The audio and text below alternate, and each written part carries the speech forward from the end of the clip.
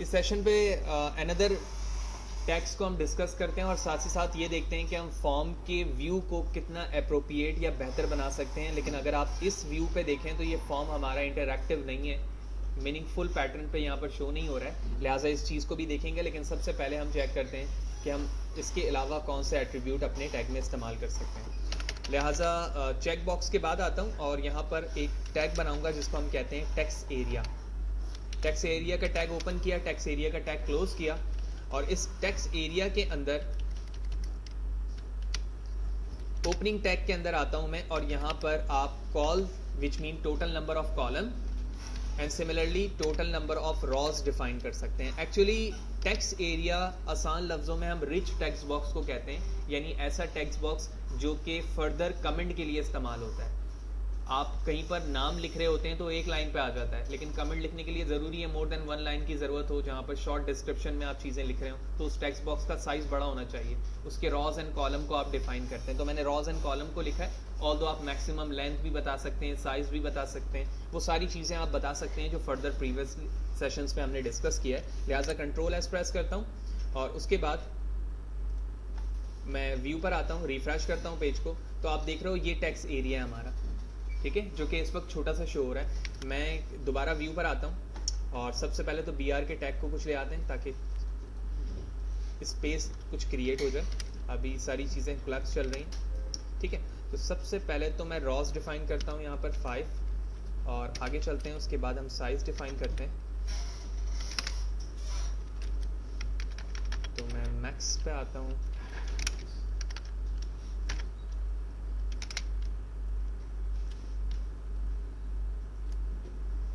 Ross की value नहीं दी गई थी, मैंने 5 लिखा, पेज पर आया, रिफ्रेश किया।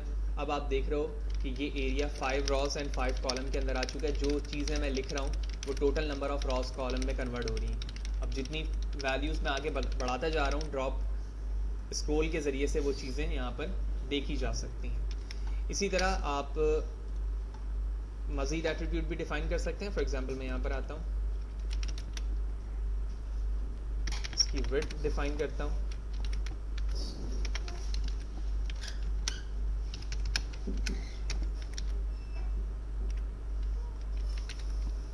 पहले हम हाइट पे देखते हैं, अगर इस पे होता है तो मज़ीद एट्रीब्यूट की तरफ भी चलेंगे। कंट्रोल एस करता हूँ, वेब ब्राउज़र पर आता हूँ, पेज को रिफ्रेश करता हूँ, तो इस पर विड्थ और हाइट का एट्रीब्यूट काम नहीं कर रहा है क्योंकि ये एक HTML का बेसिक कंट्रोलर है। इसके लिए हम यहाँ पर आएंगे, कंट्रोल के साथ स्पेस प्रेस करेंगे और इसके एट्रीब्यूट को देखेंगे कि हम किस एट्रीब्यूट के ज़रिए से इसे मज़ीद लॉन्ग कर सकते हैं। तो on blur, on click, on focus, mouse hover, required हम देख चुके हैं, रीड ओनली, प्लेस होल्डर भी हमने देखा, रॉस कॉलम स्टाइल। तो फर्दर एट्रीब्यूट यहाँ पर मीनिंगफुल नहीं है, लिहाजा इस चीज़ के लिए हम रॉज एंड कॉलम की वैल्यू को बढ़ा देते हैं। तो 50/50 मैंने कर दिया है यहाँ पर। कंट्रोल एस करता हूँ और उसके बाद प्रीव्यू पे आएंगे, तो आप इसका प्रीव्यू देख रहे हो तो ये 50/50 टेक्स्ट बॉक्स के अंदर आ चुका है और यहाँ पर आप मल्टीपल चीज़ें लिख सकते हैं। जिस तरह मैं लाइनें चेंज नहीं कर रहा हूँ, खुद ब खुद वो लाइन चेंज हो रही है क्योंकि आपने रॉज एंड कॉलम की लेंथ बता दी है। फॉन्ट फैमिली, वो तमाम चीज़ें CSS के ज़रिए से आप कन्वर्ट कर सकते हैं अगर आप चाहें तो, ठीक है। तो ये रिच टेक्स्ट बॉक्स नॉर्मली इस्तेमाल होता है। इसी तरह बाज़ दफ़ा आपको मल्टीपल ड्रॉप डाउन की भी ज़रूरत होती है फॉर्म के अंदर, जहाँ पर आप किसी चीज़ की सिलेक्शन कर रहे होते हो, ठीक है। तो इस चीज़ के लिए हम क्या यूज़ करते हैं, हम नीचे आते हैं, BR का टैग यूज़ करते हैं और सबसे पहले एक टैग बनाएंगे सिलेक्ट। सिलेक्ट के नाम से टैग ओपन हुआ, सिलेक्ट के नाम से टैग क्लोज हुआ, ऑप्शन के नाम से टैग ओपन क्लोज करूँगा, ऑप्शन का टैग ओपन हुआ, ऑप्शन का टैग क्लोज। और यहाँ पर आके फॉर एग्जांपल मैं लिखता हूँ employ, paste paste paste, visitor, admin and student. Control S press करता हूँ और उसके बाद हम प्रीव्यू पे चलते हैं और पेज को रिफ्रेश करता हूँ। तो आप यहाँ देख रहे हो कि हमारा ड्रॉप डाउन रेडी है, ठीक है, और यहाँ पर तमाम ऑप्शन को शो कर रहा है, ठीक है।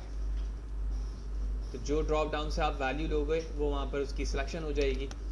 मज़ीद मीनिंगफुल करने के लिए कुछ लाइन ब्रेक देते हैं इसके बाद, ताकि चीज़ें प्रॉपर्ली दिखें हमें।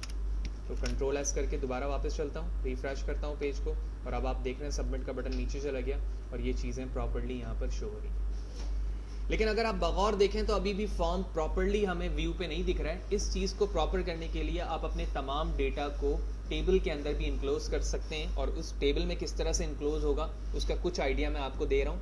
बाकी फर्दर चीज़ें आपने खुद इनक्लोज करने की कोशिश करनी है। अगर आपसे नहीं होता है तो नेक्स्ट वीडियो सेशन के अंदर मैं उस चीज़ को करके भी दिखाऊंगा। तो किस तरह से ये चीज़ें हो सकती हैं, सबसे पहले मैं क्या करता हूँ कि जो भी कोड एरिया हमारा जितना हमने अभी तक काम किया था ना, ठीक है, इसको हम कमेंट करेंगे।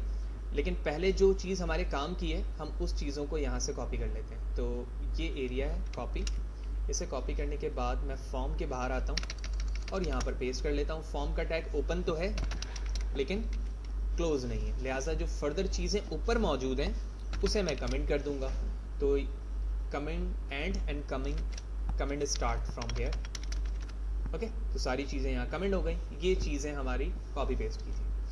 फॉर्म के अंदर आने के बाद मैंने एक टैग लिया, या फिर मैं ऊपर ले लेता हूँ। तो टेबल का टैग ओपन किया मैंने, और साथ ही साथ एट लास्ट टेबल का टैग मैंने यहाँ पर क्या कर दिया, क्लोज कर दिया।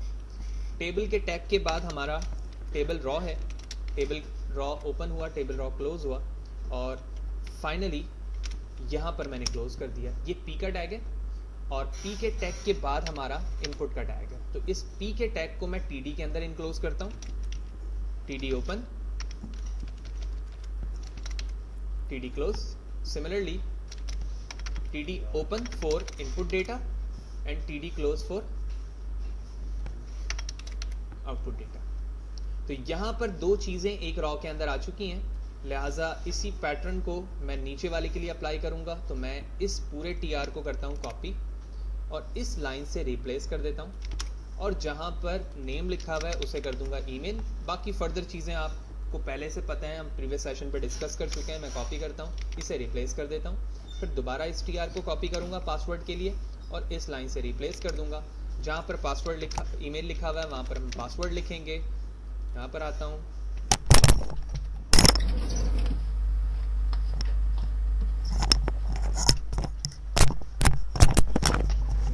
पासवर्ड से रिप्लेस करते हैं, और उसके बाद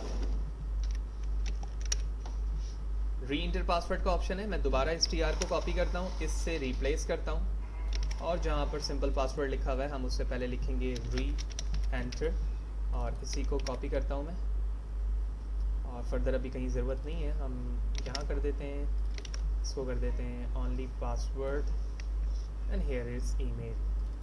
कॉपी पेस्ट, कंट्रोल एस करता हूँ, ब्राउज़र पे चलते हैं, पेज को रिफ्रेश करता हूँ, और अब आप देख रहे हो कि जो एरिया मैंने यहाँ से फॉर्मेट पे लिया हुआ है, ठीक है, although date of birth I think comment area था ये, और कहीं से कॉपी हुआ है, तो ये क्यों शो हो रहा है। कंट्रोल एस करते हैं, रूम पे चलते हैं,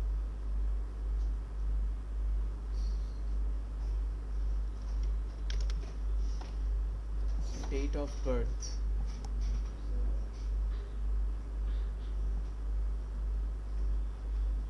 ठीक है, ये नीचे मौजूद है। तो मैं इस डेट ऑफ बर्थ को रिप्लेस करूंगा सबमिट के बटन से, सबमिट, और टाइप में क्या लिख देंगे हम,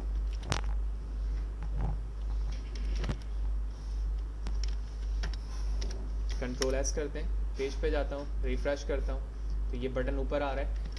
इसकी वजह ये हो सकती है क्योंकि मैंने नीचे टीआर यूज़ नहीं किया, लिहाजा मैं इसको भी टीआर के अंदर इनक्लोज करता हूँ, और टीआर में इनक्लोज करने के बाद मैं यहाँ लिखता हूँ, यहाँ पर मुझे किसी टीडी की ज़रूरत नहीं है, लेकिन टीडी का टैग ज़रूर बनाऊँगा, ठीक है।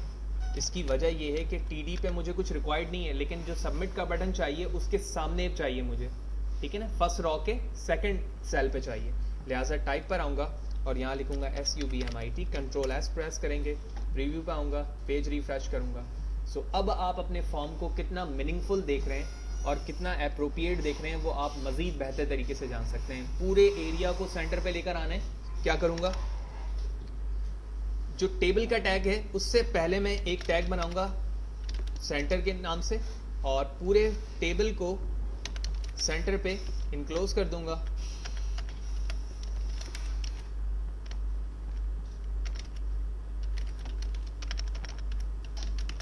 कंट्रोल एस प्रेस करते हैं और प्रीव्यू पे आता हूँ, रिफ्रेश करता हूँ पेज को। Here we go.